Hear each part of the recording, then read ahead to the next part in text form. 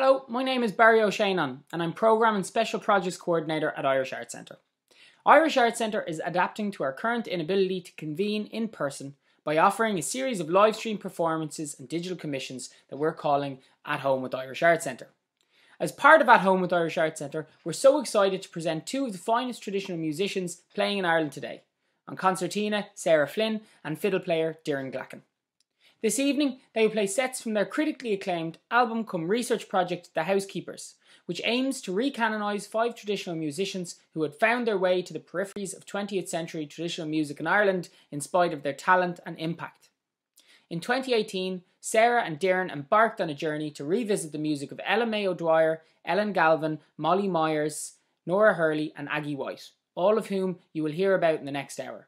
The sets you'll hear now are all homages to the music of these incredible women, and between sets they will give some background about their work, family and communities. Sarah and Doireann have been playing together since childhood and come from families steeped in the tradition. Thankfully, the Irish government have allowed for small gatherings indoors, which means they can play for us today from Doireann's home in Clontarf on Dublin's north side. I'll hand you over now to Doireann and Sarah for their performance of The Housekeepers. Okay, well, welcome in everybody to Clontarf. I'm Doireann Glackin, this is Sarah Flynn, and we are here in Clontarf on the north side of Dublin City, and we're going to play a few tunes for ye at home. This little recital, I suppose, is coming from my music room at home here in Clontarf, where I would have learned fiddle from my father, and he would have taught the three of us, myself and my brother and sister, all how to play music here at home. And Sarah is a neighbour of mine from the next neighbouring parish. Village. Yeah, a parish. Marino. Yeah, Marino's hardly a village now, I'd say, but anyway.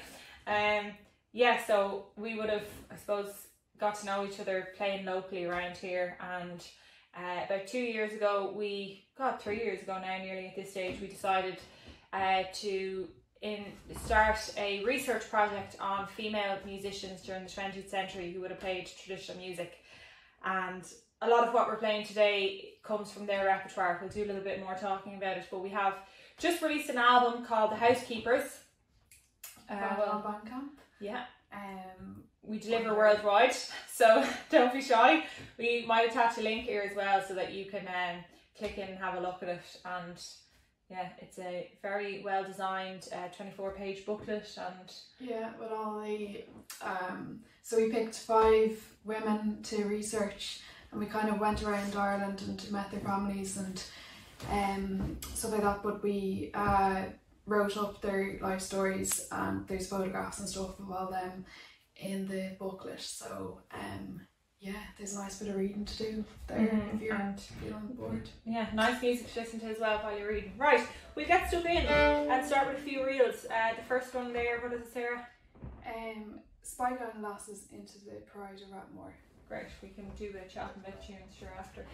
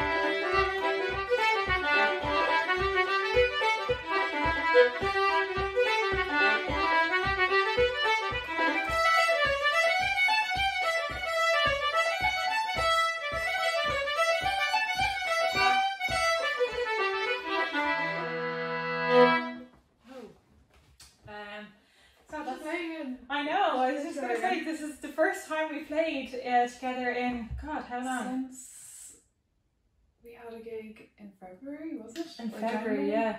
Where's the last place that we played? There's concert down in Carlow. Oh, that's right. That was a great night. So yeah, it's gonna go a few months. Yeah. God, from Carlow to Cantar, that's it. Anyway, maybe the next gig we get to do, we might actually get to go to New York. Who knows? But yeah. So I suppose with lockdown and everything, we haven't had a chance to play with. I haven't had a chance to play really with anybody else. So it's great to get back into it. And those two tunes we got from a woman called Mollie Myers Murphy, and she was from Farranfore, just outside Farranfore actually.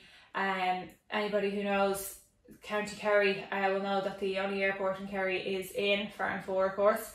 But Mollie Myers went on to marry a man from Glencollins in the very fertile musical ground of Slieve Luachra. She settled in a small village there called Glencollins, where they ran a family farm, and Murphy was the man she married, and he was actually a nephew of the very famous Tom Billy Murphy.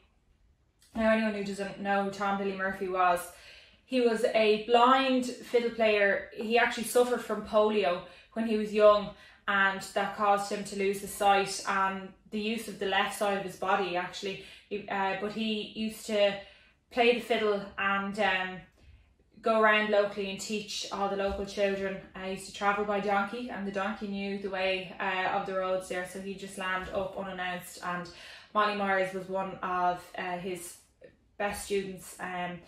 She actually kept a manuscript of like every tune that she ever learnt from Tom Billy, so there's a wealth of music there. Maybe we might fit some of it into album number 2, who knows there. If we sell enough of them today.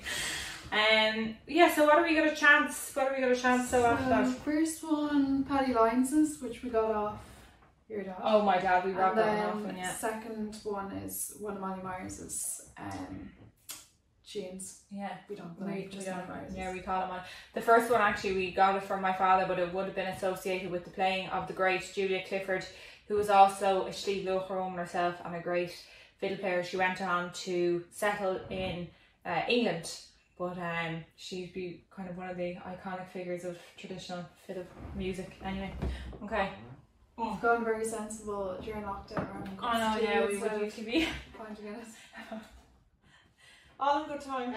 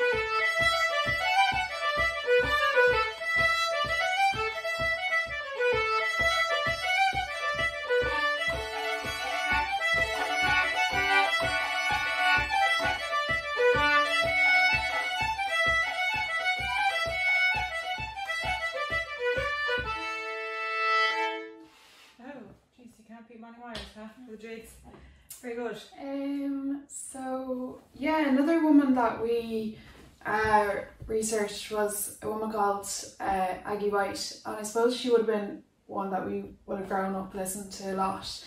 Like she recorded a lot of CDs, and there's a lot of material there already of her. Whereas a lot of the other ones, a lot of the other like musicians, we had to kind of go and find that we wouldn't have grown up listening to that. So, but it was nice to find some other rare material of her. Yeah, she never released a commercial recording or anything like her male counterparts.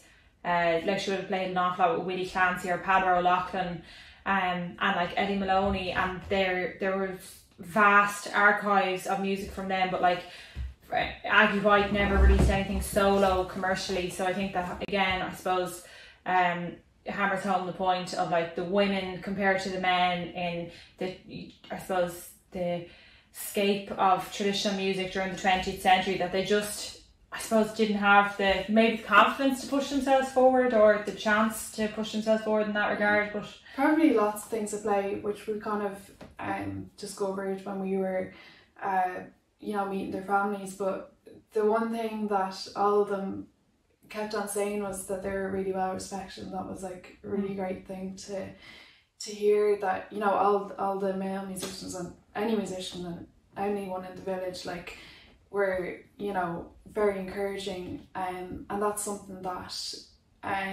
Aggie experienced.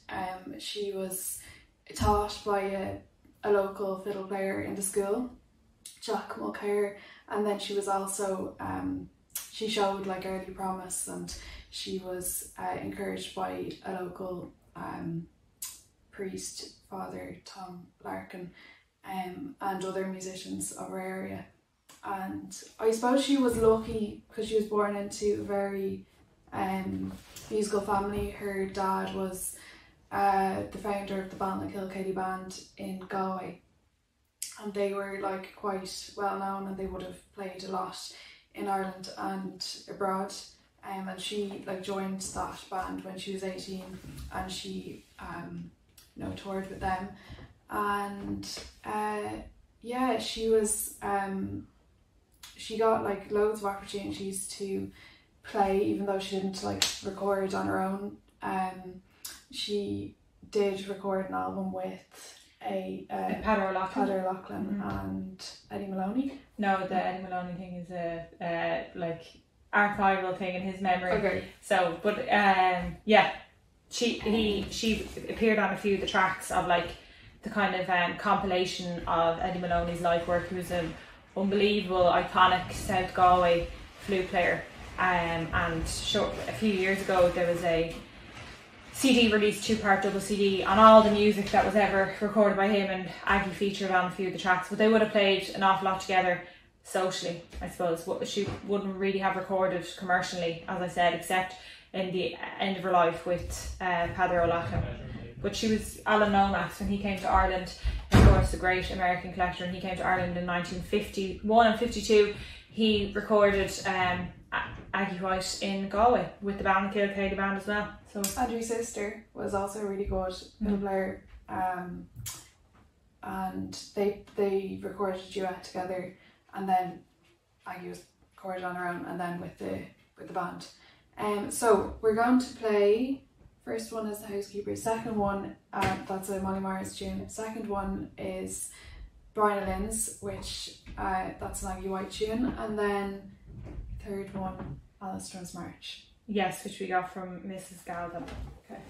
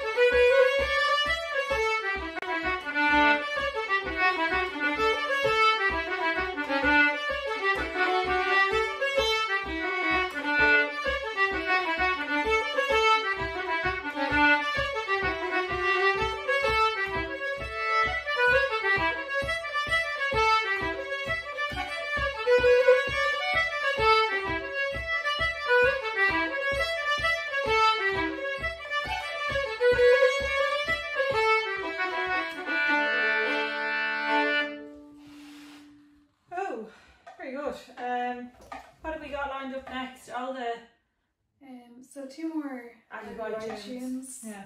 The first one, very common, Rolled in the Ryegrass, but we got this a little bit of a twist version from. We absolutely robbed it off. Actually, we heard it was Tommy Rack playing it. Yeah.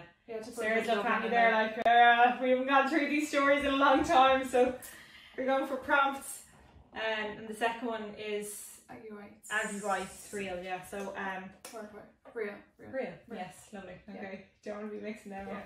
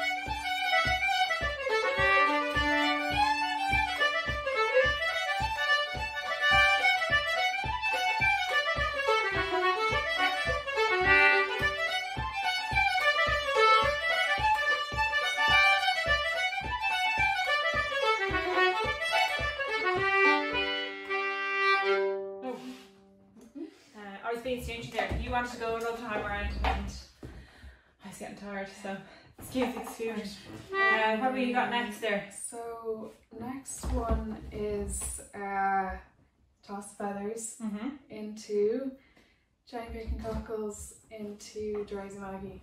Lovely. So will I get the background on this? Okay. So as we mentioned before, as part of this album that we released last year, we have a comprehensive 24-page booklet complete with coloured photographs, etc., designed by the amazingly talented Baltimore native Jessie Smith, who's a great friend of both of ours. So all these stories will be much better illustrated and explained in that booklet if you want to have a look at it. As I said before, shipping worldwide. Design. Yeah. But anyway, these three tunes that we're going to play together are all quite common tunes, especially I suppose during the 20th century, and they would have been, I suppose, a common thread in the repertoire of all these women that we have, I suppose, been so fixated on in the last 2 years. The first one, Toss the Feathers, was played by Mae O'Dwyer and Nell Galvin, and it's actually, we have heard recordings of both of them playing that tune, and I felt like the likes of, you know, Aggie Whyte especially as well would have, and Mollie Myers would have been, I'm sure, using these tunes as, I suppose, you know, they're every traditional musician's bread and butter. They're the standard staples. The second one is a turn on Jenny Picking Cockles, a very common reel, but if you're familiar at all with traditional music, you'll hear the first part is kind of has a lovely turn on it, and that we robbed from Mrs. Galvin. We haven't done any talk on her, but she was from West Clare. She was a phenomenal fiddle player, and when we actually spoke to the legend that is Tony McMahon about all these women, he had no interest in discussing any of them except for Ellen Galvin, because he said that he remembered her playing in the Old Ground Hotel in Ennis in County Clare when he was 15, so a very, very long time ago, and that it's still stuck in his memory. She was just so amazing. And we have some of her amazing tunes as well on the album, a particularly rare version of the Ace and Juice of Piping, which we don't have time to play today. But anyway, that's all available there if you want to explore further into her music. And the last tune we have is Drowsy Maggie, and we have a lovely little Dublin turn at the end of this that we robbed from a big hero of ours, which is Tommy Potts. So will we give it a go?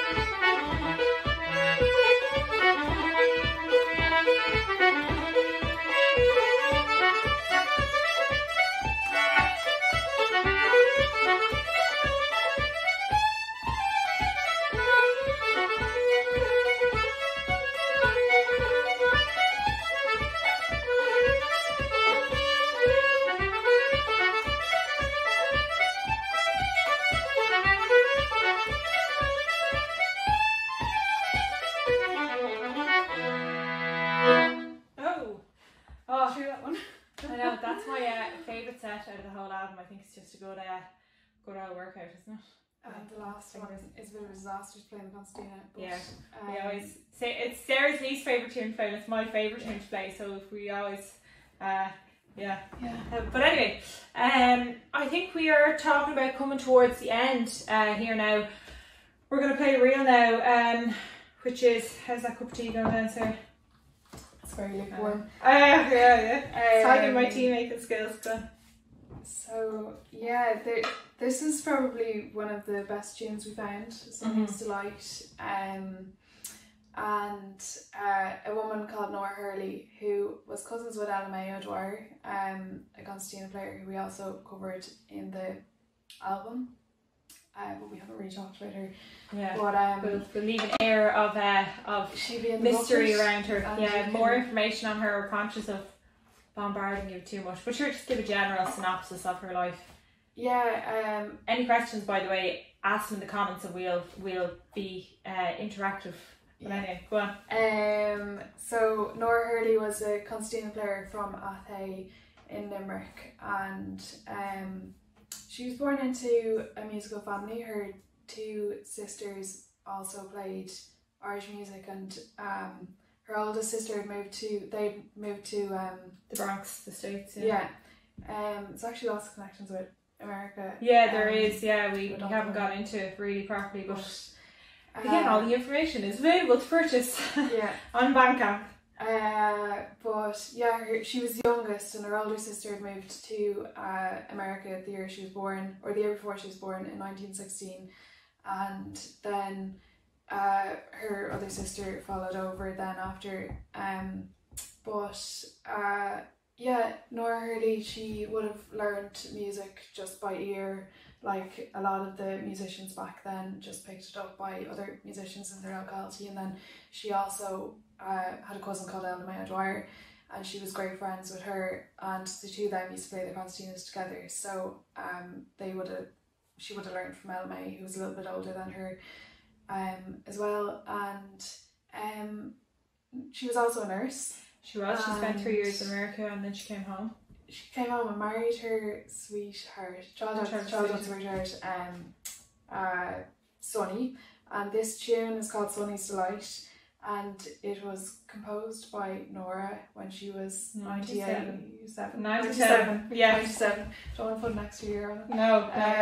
97. But funny enough, she actually just started composing when she was 95. So she composed two tunes. The first one was Nora's Fancy, which is also on the album, but we'll leave that for you to listen to some other time. And the second one, when she's 97, Sony's Delight. Yeah, let's give it a go.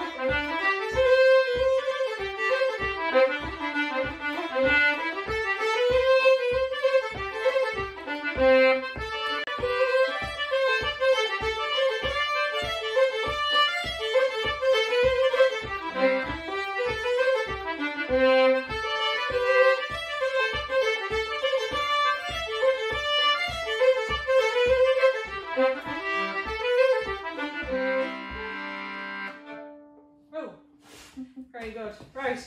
I think we're going to finish up now. So with our last tune of the day. Do you want to talk a little bit about this one? This is another Mollie Myers tune. We spent it was quite hard to find recordings of Mollie Myers to start.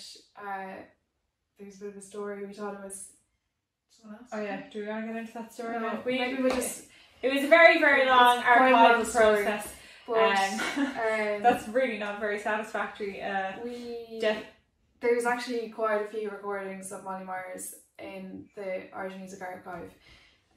So this is one of them that she played, and we were very taken by this version of the Butcher's March, which is a common enough tune. Yeah, one of Tom Biddy's I suppose twists on. Yeah, we give it a go. And as we said before, any questions you can let us know in the comments box, and we'll be in touch. And if you feel like hearing a little bit more or learning a little bit more about these women and their music, please feel free to put in an order with us on Bandcamp, and we will send out CDs anywhere in the world, and delighted to do so. So, Gurmeen Mahadev for listening to us today, and everybody in the Art Centre as well for inviting us to put together this little recital for you all, and thanks a million for thinking of us and asking for us. Hope you're all staying safe.